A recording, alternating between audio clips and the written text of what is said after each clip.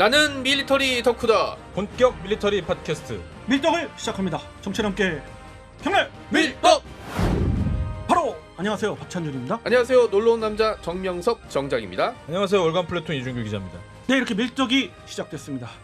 이 시간 밀떡 우크라이나 전황에 대해서 말씀 나누고요. 그리고 우크라이나 전쟁 관련한 여러 이야기들 함께 나눠보는 시간이죠. 한번 진행해 보도록 하겠습니다. 전쟁이 드디어 해를 넘겼어요.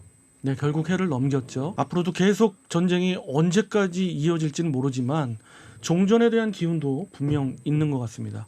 전황은 그렇게 변화된 것은 없습니다. 네네. 다만 전황에서 이야기 드리고 싶은 것은 푸틴이 계속해서 종전을 이야기하면서 2022년 12월에 말에도 계속 그렇죠. 공격을 했고 신년 들어서도 계속 공격을 한 것이 키이우에 대한 미사일 공격입니다. 이렇다는 얘기는 종전을 강요하는 거죠. 더더욱 그렇게 의미로 해석될 수가 있습니다. 그리고 말이 이제 종전이나 휴전이나 이게 협상이라고 하지 우리가 점령한 곳을 인정해라라는 얘기니까 어떻게 보면 2014년 지역보다 넓어진 영토이기 때문에 러시아로서는 지금 이 상태로 종전해도 현재로서는 기사회생하는 거죠.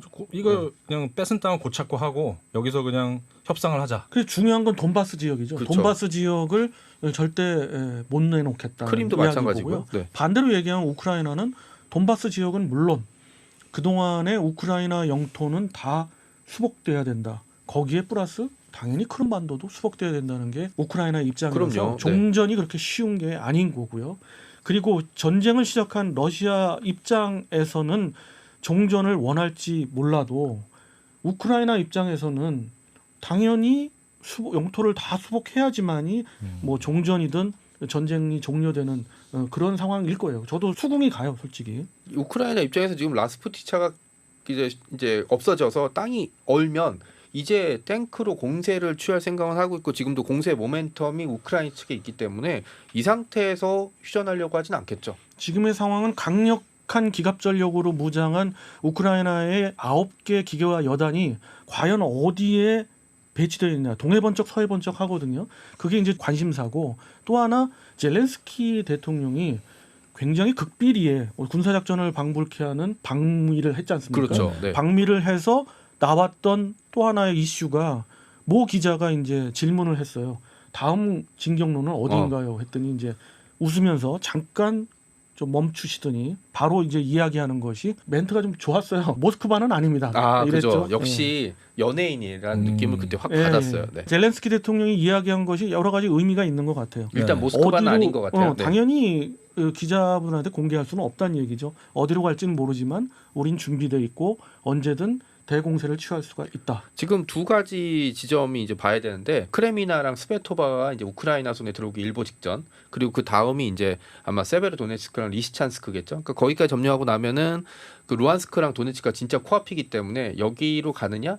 그다음 여기 지점이 하나 있고 지금 자포리자가 상대적으로 좀 잠잠하긴 하지만 여기를 우크라이나가 그냥 놔둘 리는 전혀 없거든요. 그렇습니다. 그러니까 요 지역을 예를 들어서 세베르도네츠크까지 점령하면 러시아가 여기를 막기 위해서 전력이 오히려 집중된 틈에 다시 자포리자 쪽으로 공세를 취해서 남쪽으로 내려갈 수도 있고 요거 모멘텀이 이제 아마 2월 3월쯤에 있을 것 같은데 요때 러시아가 어떻게 대응하냐. 그리고 이제 또 한 가지 소문이 러시아 대공세설이 지금 나오고 있잖아요. 봄에 동원병들 모으고 막 그 전차 끌어모아서 영혼의 한타를 벌일 거다라고 하고 있는데 뭐 지금 돌아가는 걸로 봐서는 이제 잘 돌아갈 것 같지는 않다든지 공세가 실패할 것 같다든지 하지만 만약에 이 공세가 러시아가 시작을 한다면 이제 우크라이나 측이 어떻게 대응할지 여기가 이제 또 이 전쟁의 모멘텀이 결정된 중요한 순간일 것 같습니다. 그러니까 예비 전력까지 포함해가지고 러시아의 전쟁 전에 네네. 전차, 주력 전차들 T-72부터 해서 T-90까지의 주력 전차들은 3,500대 가량이 운용되고 있었어요. 그중에 3분의 2 이상이 파괴 내지는 노획됐거든요. 그렇죠. 그러면 지금 남은 전차의 보유량이 그렇게 많지 않은 데다가 엄청난 대공세를 한다는 이야기는 T-62를 영혼까지 긁어 모은다는 얘기인데 T-62마저도 그 재고 전차로서 가용할 수 있는 부분이 많지 않다라는 거예요. 2세대 전차를 끌고 나와서 춘계 대공세를 벌인다는 건 그렇습니다. 거의 2차 대전을 연상시키는 부분입니다. 그것이 군사 전문가나 이제 군 지휘부에서는 당연히 알 텐데 러시아 쪽에서. 그러나 이거를 푸틴한테 직보를 못하는 것 같은 것이 제 예견입니다.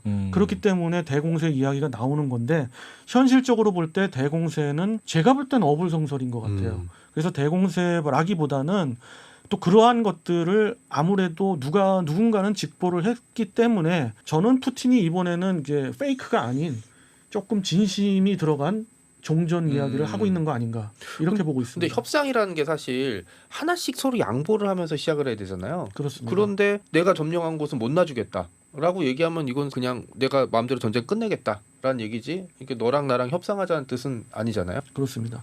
그리고 아까 말씀 주셨던 세베르도네츠크하고 네네. 리시찬스크 이야기를 조금 더 넓혀가 보면 그거를 점령한다는 것은 우크라이나 입장에서는 6월 달에 엄청난 항전에도 불구하고 이제 빼앗겼었던 맞습니다. 네. 곳이잖아요. 이제 그것을 어떻게 보면 6개월 만에 되찾게 되는 건데 네, 수복을 하겠다는 거죠. 그렇습니다. 그랬을 때 그 다음 진격로를 얘기하셨잖아요. 네, 맞습니다. 그것이 또 하나 이야기거리가 될 것 같아요. 그런 측면에서 봤을 때 정 작가님은 예상하기를 어느 쪽의 진격 방향을 예상하십니까? 리시찬스크랑 세베르도네츠크랑 이제 거의 붙어있는 도시이기 때문에 함락이 되면 두 도시가 다 같이 함락이 될 거거든요. 한 도시만 남기고 한 도시가 버티지는 좀 어려울 테니까 이 도시가 함락되고 나면 그때 결정을 할 것 같아요. 그러니까 러시아군의 배치 방향이라든지 그 시점쯤 되면 러시아군이 공세에 나올지 안 나올지가 되는데 항상 그 전쟁이라는 거는 예상 밖으로 나가야 되거든요. 루안스크나 도네츠크보다는 여기서 남쪽으로 꺾는 것도 한 가지 방향일 것 같아요.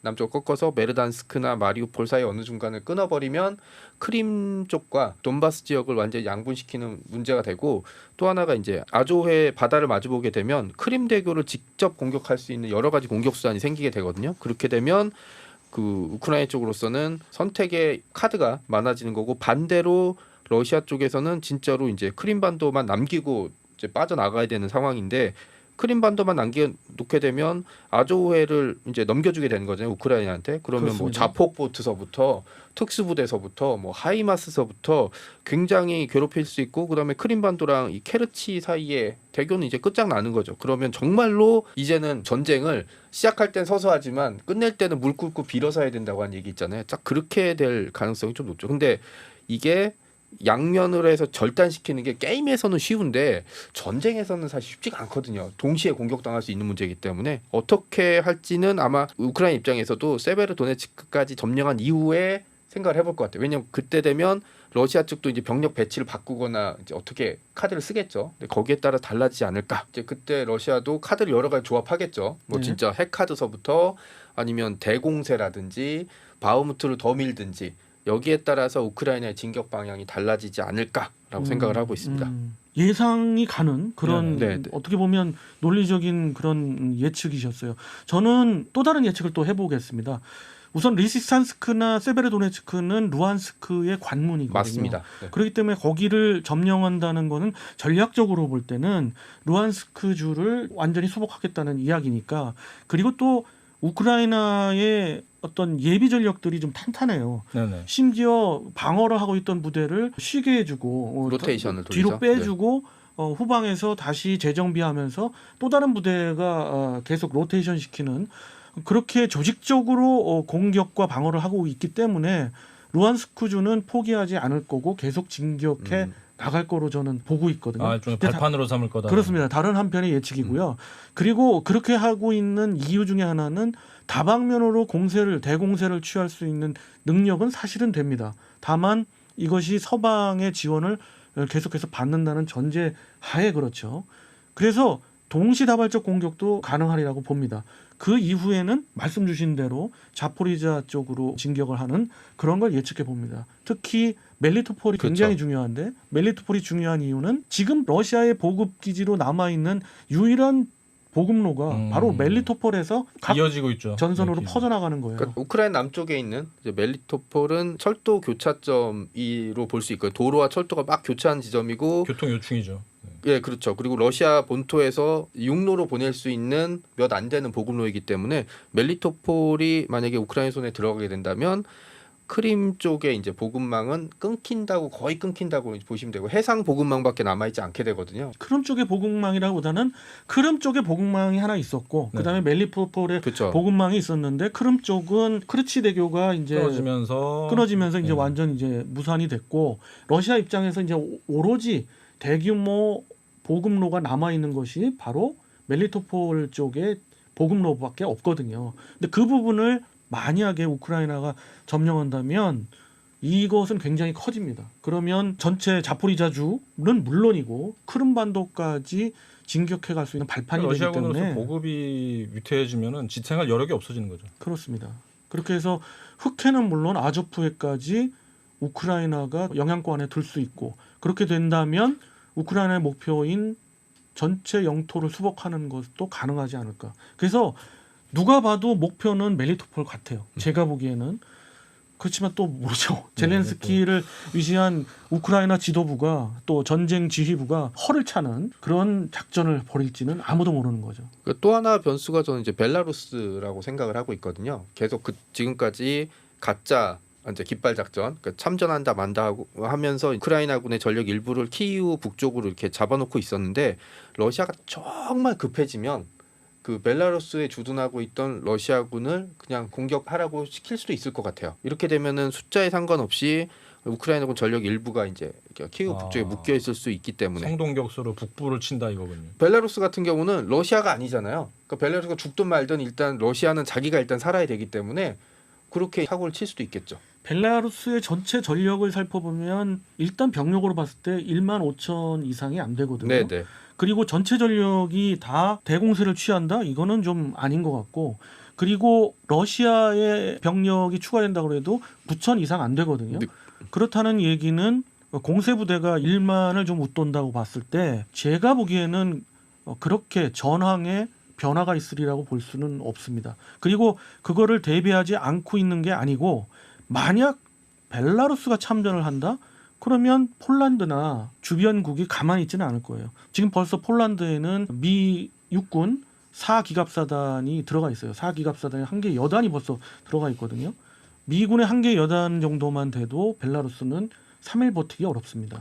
또 하나 이제 변수라고 생각되는 게 올해 겨울이 되겠죠. 네. 한 번 겨울을 견뎠고 또 한 번 겨울을 견뎌야 되는데 미국은 모르겠지만 서방권이 그걸 또 한 번 감당을 할 거냐라는 거는 좀 고민을 해봐야 되는 문제 같아요. 그게 굉장한 이슈, 그러니까 외적인 이슈가 됐었는데 그렇게 이슈가 되고 언론에서 얘기한 거에 이전에는 대비가 또 돼 있다는 반대급부의 생각도 해볼 수가 있는 거고 많은 사실들이 나오는데 결국은 겨울을 날 충분한 준비가 되어 있다라는 쪽으로 가고 있는 것 같아요. 따라서 이 부분에 있어서의 영향도 그렇게 크지 않으리라고 봅니다. 다행이네요. 결국 가장 중요한 건 2023년에 전쟁이 마무리되느냐 마느냐 이것들을 많이 예측하고 그다음에 뭔가 예상을 하는 그런 기사들이 많더라고요. BBC는 오죽하면은 물어봤어요. 군 전문가들한테 각 국가에. 우리 위원님들은 어떤 생각이세요? 2023년에 끝날 것 같으세요? 아니면은 또 해를 또 넘겨서 길게 전쟁이 진행될 것 같아요? 2024년까지 넘어가느냐? 전 박 의원님 생각이 가장 먼저 궁금한데요. 이거 굉장히 어려운 문제고요. 제가 2번을 예상했습니다만 2번 다 빗나갔기 때문에 이것은 누구도 맞히기 어렵다라고 볼 수 있고요. 이걸 뭐 맞추는 것 자체가 그 전장에서의 모든 걸 알고 있어도 맞추기 어려운데 다만 그럼에도 불구하고 예측한다면 저는 이번 겨울을 나고 나면 네. 종전을 하지 않을 수는 없을 거다. 어찌됐든 우크라이나도 전체 영토를 다 수복하지 않는 한 전쟁의 종전은 없을 거다고 하지만 그들도 그들 나름대로의 한계가 분명히 있는 거고요. 그리고 주변국, 그러니까 서방권에 대한 생각도 반영이 돼야 되는 겁니다. 이게 뭐 서방권이 더 이상 그 여력이 없다 그러면은 더 이상 전쟁을 할 수가 없는 것이죠. 또 그걸 러시아가 노리고 있고요. 러시아 입장에서는 여력이 없어요. 여력이 없기 때문에 특히 재래식으로는 더 이상의 여력은 공세는 취할 수가 없습니다. 병력으로 방어를 하고 좀 버티는 것밖에 없는데 물론 자원 부국이고 여러 가지 제한이 없겠습니다만은 하나 굉장히 중요한 것 중에 하나는 러시아 자국민들의 생각입니다.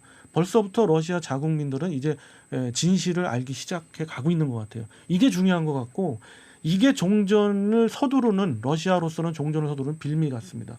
푸틴 정권의 가장 큰 목적은 여러 가지 소위 그들이 내세우는 어떤 명분이 있지 않습니까? 그렇지만 이거 거두달미하고 역시 가장 중요한 우선순위, 영순위는 자신 푸틴 정권의 정권 유지입니다. 맞습니다. 그게 흔들린다고 했을 때는 당연히 종전 얘기가 나오죠. 그래서 제가 푸틴이 지금 시점에서 나오는 것은 진심이 담겨 있는 것 같다라는 것이 제 추정입니다. 그렇지 않고서는 안 되니까. 그래서 그런 거 저런 걸 봤을 때 올 겨울 2023년 겨울이죠. 그렇죠. 네. 물론 2월 24일 작년 2월 24일 날 개전이 됐습니다마는 언제 끝날지는 뭐 3월, 4월 이때쯤 되면은 종전이 되지 않을까 그렇게 판도가 생각하고 나오지 있습니다. 않을까. 예. 좀 길게 말씀드렸는데 어찌 됐든 결론은 그렇습니다. 그 전문가들 의견을 들어보면 미국이나 서방 측은 러시아 때문이라도 좀 길게 가져가려는 의도가 있는 것 같기도 해요. 길게 전쟁을 가져갔을 때 그들이 취할 수 있는 장점 그리고 단점은 뭐가 있는지 마지막으로 질문 드릴게요.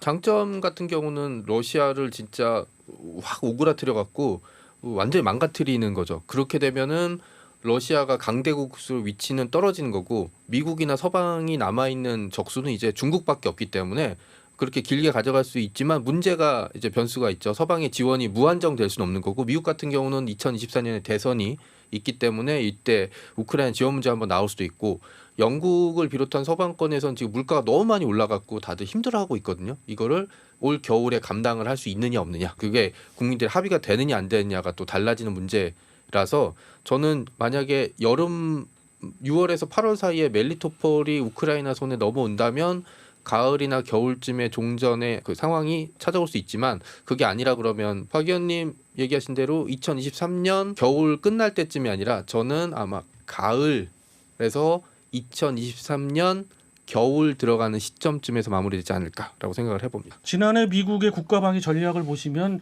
결론이 나와 있는 것 같아요. 미국은 러시아 이야기는 거의 없습니다. 중국에 대한 이야기밖에 없고요. 그런 방위 전략을 기본으로 한다는 측면에서 봤을 때는 이번 우크라이나 전쟁에서 가장 이득을 보는 건 미국이죠. 그래서 미국이 18억 달러나 또 추가 지원을 하는 거고 너무도 자명한 것 같습니다. 그래서 미국이나 서방권에 대한 이득은 여러 측면에서 나오고 있습니다만 어떻게 보면 밀리터리 입장에서만 좁혀본다 그러면은 그것들이 전황에 대해서 간섭을 하고 있고 영향을 미치고 있죠. 그렇습니다. 그렇기 때문에 종전에 대한 이야기도 우리가 이야기해 볼 수 있는 거예요.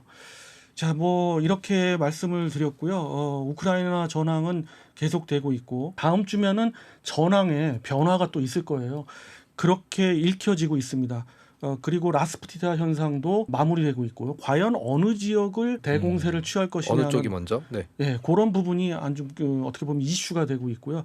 그런 점 때문에 다음 시간에 또 우크라이나 전황에 대해서 여러분들하고 찾아뵙고 이야기 나누는 시간 갖도록 하겠습니다.